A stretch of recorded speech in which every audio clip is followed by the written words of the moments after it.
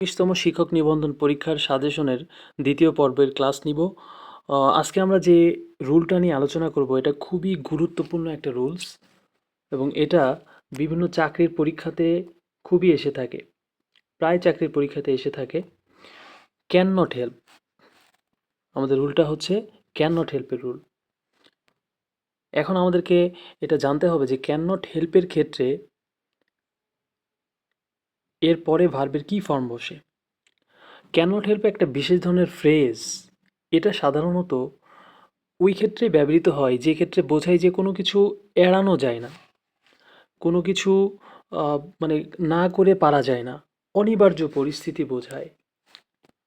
এই ধরনের ক্ষেত্রে ক্যান নট হেল্প ব্যবহৃত হয়।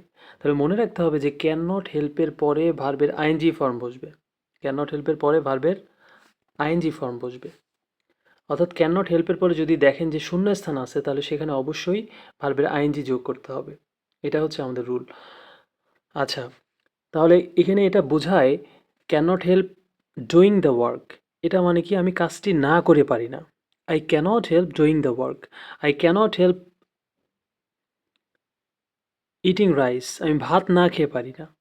তাহলে এটা বোঝায় যে কোনো কাজ করা বা অনুভূতি প্রকাশ করা এটা নিয়ন্ত্রণের বাইরে যখন থাকে, আমি না করে পারি না এরকম নিয়ন্ত্রণের বাইরে যখন থাকে, যেটা বাধ্যতামূলক হয়ে যায় করাটা, তখন সেই ক্ষেত্রে ক্যানট হেল্প ব্যবহৃত হয়। এরপর আমরা উদাহরণ দেখি, যেখানে বলতেছে আই ক্যানট হেল্প লাফিং। এটার মানে কি আমি না হেসে পারি না। তাহলে এখানে দেখেন, এখানে আছে ক্যান নট হেল্প এবং ক্যান নট হেল্পের পরে ভার্বের আইএনজি। লাভ হচ্ছে ভার্ব, এখানে মূল ভার্ব কি লাভ, এর সাথে আইএনজি যোগ হয়েছে লাফিং। তাহলে আই ক্যানট হেল্প লাফিং মানে হচ্ছে আমি না হেসে পারি না। এরপরে উদাহরণ দেখেন, she cannot help crying after hearing the news. মানে সংবাদটি শোনার পর সে কান্না আটকাতে পারলো না, কান্না আটকাতে পারছে না, মানে এটা না করে পারছে না সে। এই ধরনের ক্ষেত্রে ক্যান নট হেল্প ব্যবহৃত হয় এবং ক্যান নট হেল্পের পরে ভার্বের আইএনজি ফর্ম ক্রাইং। এখন আমরা যে শিক্ষক নিবন্ধন পরীক্ষাতে যে কোশ্চেনটা আসছে এইটা নিয়ে আমরা আলোচনা করব। এখানে দেখেন, এটা 18তম শিক্ষক নিবন্ধন পরীক্ষা 2024-এর স্কুল পর্যায়ে এটা এসছে। এখানে বলছে the old lady can't help dash a cup of tea. এখানে অপশন দেওয়া আছে to drink, take, to taking, having. তাহলে এখানে আপনি যদি জানেন যে ক্যান নট হেল্পের পরে ভার্বের আইএনজি ফর্ম বসে, তাহলে স্বভাবতই টু ড্রিঙ্ক এটা হবে না, এ নাম্বার অপশন বাদ। বি নম্বর অপশনে কি টেক আছে, এটাও বাদ, এটা ভার্বের বেস ফর্ম।